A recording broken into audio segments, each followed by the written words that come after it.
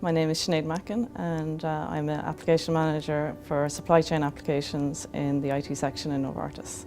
There's just some parts of technology that you absolutely couldn't live without now, and I just think the advances in technology, especially in the science area and in healthcare, is just phenomenal, and the impact that it'll have on people's lives, both their health and just even in their everyday learning.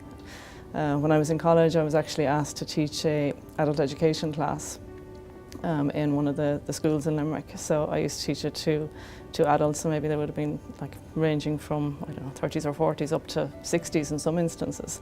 And it was amazing, people who didn't know how to turn on a computer at the end of it, could do their bit of word processing and could, surf the internet and do just basic things. It's a big deal for them, I think.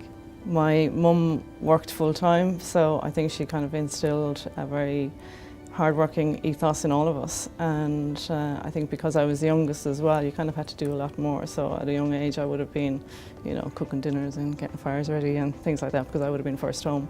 So I think that certainly made me more independent.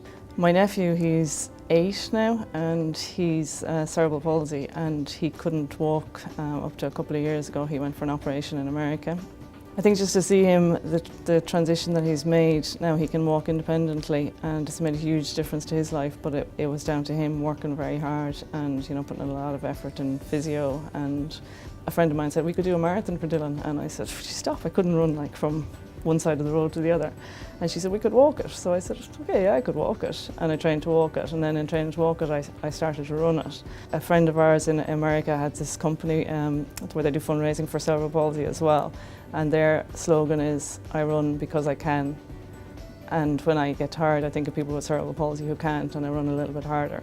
And I think that inspires me when I'm out running and I'm tired, and you realise that you're lucky that you can do these things, I would say I've never really seen or experienced being female a limitation. I think, there is more males in technology, there definitely is.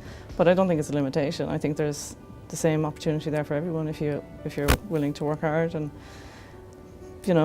if you have an aptitude for it, obviously. But I think a lot of it's down to hard work and doing a good job.